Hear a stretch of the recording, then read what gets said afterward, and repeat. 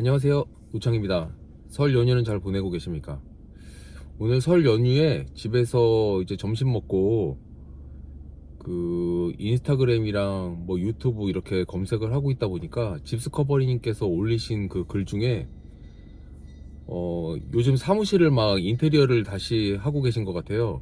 그래서 책상도 새로 사신 거를 봤고, 그 몇 년 동안 모아놓은 신문을 산더미처럼 싸놓고 찍어 올려놓으신 사진을 제가 봤습니다. 그래서 그 사진 그 올려놓으신 거 아래다가 제가 신문을 통해서도 고객을 찾는 방법이 있다 이렇게 올려놨더니 어떻게 찾냐고 물어보셔가지고 유튜브로 올려달라고 하셔가지고 제가 잠깐 저희 그 설날 연휴에 부모님 집 마당에 지금 주차되어 있는 차 안에서 한번 찍어서 올려봅니다.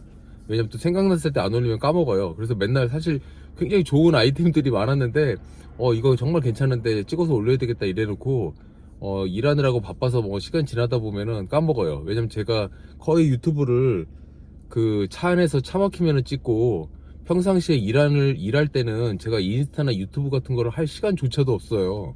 왜냐면 저를 잘 아시는 분들이나 제 회사 동료분들은 잘 아세요. 제가 그 언제 이 인스타나 유튜브를 하며 언제 책을 쓰고 있는지 상상할 수 없다고 말씀하시는 분들이 계세요. 왜냐면 저 사무실 안에서는 진짜 점심때가 되면 밥을 먹는 것 자체도 싫을 정도로 그 앞뒤로 시간이 바쁘거든요. 근데 이제 생각날 때 지금 그래도 연휴니까 한번 생각나서 올려봅니다. NIE라고 한번 들어보신 적 있으세요? 그 뉴스페이퍼 인 에듀케이션이라고 초등학생, 중학생들 대상으로 한동안 유행했던 교육 방식인데, 신문을 보면서 그 신문 안에서 교육이 될 만한 것들을 뽑아내는 거예요. 영업에도 그런 신문에서 뽑아낼 수 있는 게 많습니다. 이 경제기사, 정치기사를 가리지 않아요.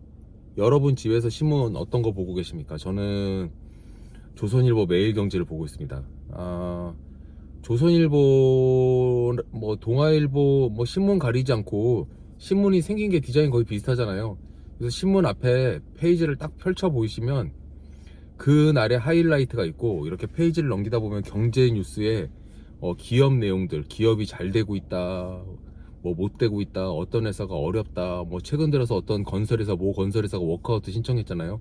그러면 누가 딱 봤을 때 어떤 건설회사가 워크아웃을 신청했다, 대한민국의 부동산 개발 PF와 관련돼 가지고 큰일이 나려고 한다, 뭐 이런 기사들이 나면 어떤 회사가 경제적으로 지금 힘들 것인가, 누가 돈이 부족한가, 이런 부분들을 봤을 때 이 회사는 좀 잘 나가던 회사였는데 부동산 이슈가 있겠구나, 사무실을 싼 데로 옮길 수도 있고 줄일 수도 있고 부동산을 매각할 수도 있겠구나, 그렇다면 그 회사 총무를 찾아가 봐야 되겠구나, 이런 생각까지 할 수 있어야 되는 거예요.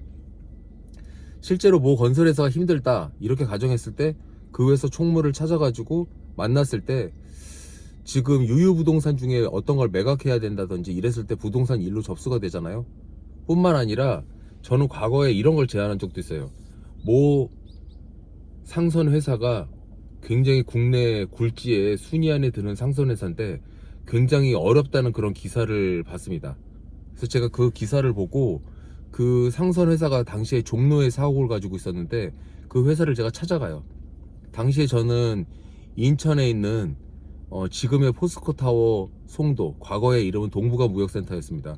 그 건물에 제가 임대 담당자였는데 그 건물은 68층 중에서 30개 층 정도 잔여 공실을 채워야 되는 상황이었고, 제가 찾아가서 제안을 드렸어요. 당신들은 인천에도 기반이 있는 상선회사고 회사가 서울에서 어떤 형편이 어려워서 서울에서 나쁜 건물로 이사한다고 했을 때 직원들이 받을 상처도 있고 어려움도 있을 것이다. 그리고 경우에 따라서 인력을 조정해야 될 텐데 인력을 조정하는 그 과정에 있어서도 무작위로 사람을 해고할 수는 없는 세상이잖아요.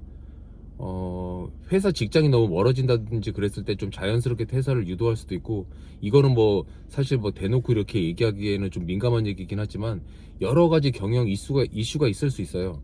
그래서 제가 제안했던 건 서울에서 인천에 있는 우리 건물로 이사를 해라. 단순히 그냥 서울에서 송도로 이사를 한다고 하면 직원들이나 회사의 위상에 나쁠 수도 있겠지만, 업종 자체가 바다를 끼고 있는 곳으로 이사를 한다고 했을 때 큰 이슈가 없을 수도 있고, 또 저희 건물은 당시에 롯데월드타워가 준공되기 전이라 대한민국에서 가장 높은 빌딩이었어요. 그래서 한국에서 가장 큰 오피스 빌딩으로 이전을 한다는 이유, 그리고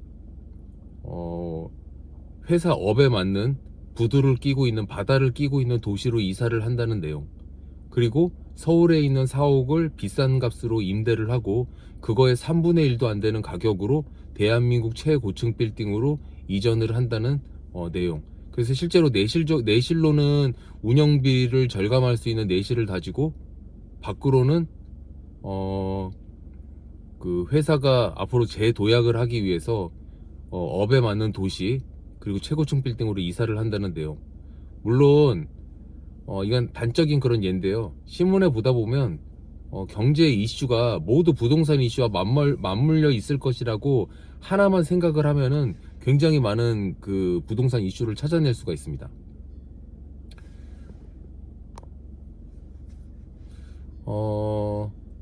또 하나 이제 제 과거의 예를 들어보면, MBC 뉴스를 보고 있다가 어떤 회사가 해외 투자를 받아가지고 합병이 된다는 그런 기사를 봤어요. 그래서 제가 그 내용을 보고, 합병이 된다, 외국 자본이 들어온다, 그럼 현재 서초동에서 쓰고 있는 저 조그만 사무실 말고 큰 사무실로 옮겨야 되겠구나, 이렇게 생각을 하고 그 회사를 찾아갔었는데, 실제 어떻게 알고 찾아왔냐, 우리 그렇지 않아도 사무실을 이전해야 된다, 그래서 이사를 시켰던 기억이 있거든요. 그래서 신문을 그냥 허투루 이렇게 읽다 보면 뭐 빨간색 땅이 어떻다, 파란색 땅이 어떻다, 정치가 어떻다, 그리고 뭐 이 그냥 신문 기사 읽는 걸로 끝나거든요. 근데 그 안에서 부동산 이슈를 찾아내려고 보다 보면 정치 기사에서도 부동산을 찾아낼 수 있고, 당연히 경제 기사들은 어떤 기업이 잘 된다 못 된다가 부동산 이슈와 다 맞물려 있어요. 잘 되면 공장을 지을 수도 있고, 사옥을 살 수도 있고, 안 되면 사무실을 이전할 수도 있고, 그런 부동산 생각이 전혀 없는데 저희 같은 사람이 찾아가서 너네 이러면 회사 경영에 더 좋지 않겠냐, 이렇게 제안을 했을 때 그들이 생각하지 못하는 부동산 이슈를 불러일으켜 가지고 부동산 거래를 시킬 수 있다는 겁니다. 그래서 실제로 그 기사를 잘 보시고요.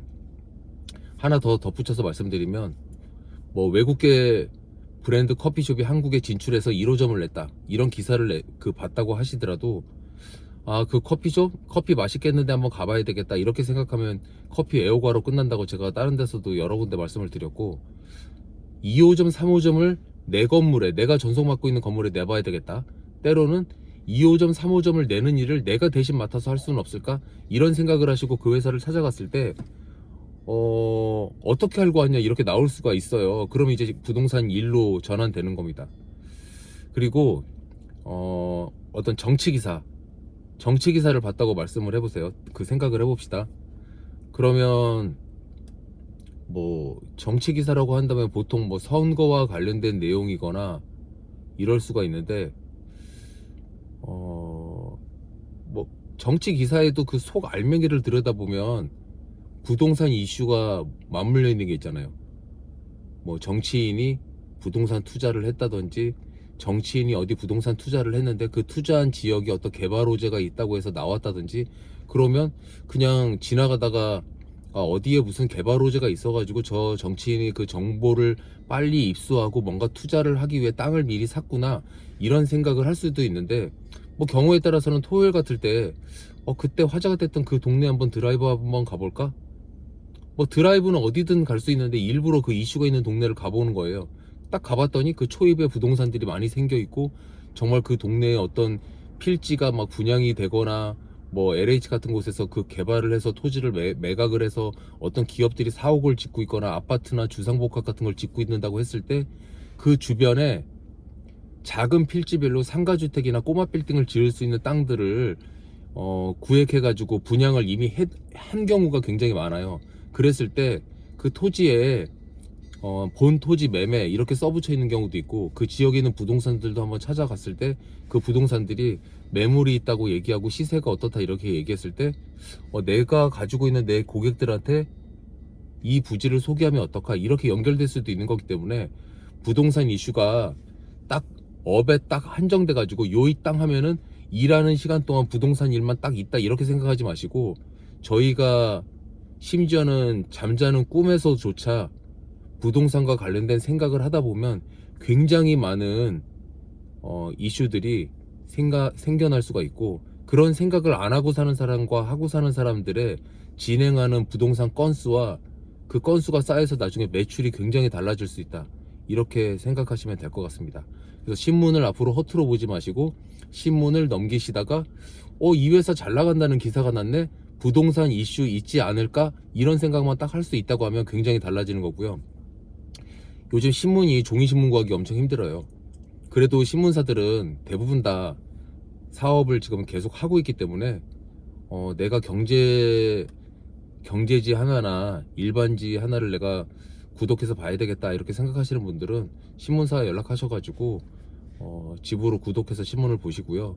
인터넷으로 기사를 얼마든지 보시고 똑같이 정보를 취득하실 수도 있지만, 제가 오래된 연식의 사람이라서 그런지 모르겠는데 전 종이 신문을 펴가지고 볼펜으로 이렇게 그어가면서, 또 경우에 따라서 이슈가 있었을 때 아이디어가 딱 났다고 하면 그걸 딱 스크립해가지고 그 내용을 공부한 다음에 그 해당 회사에 직접 찾아가 본다든지 할 때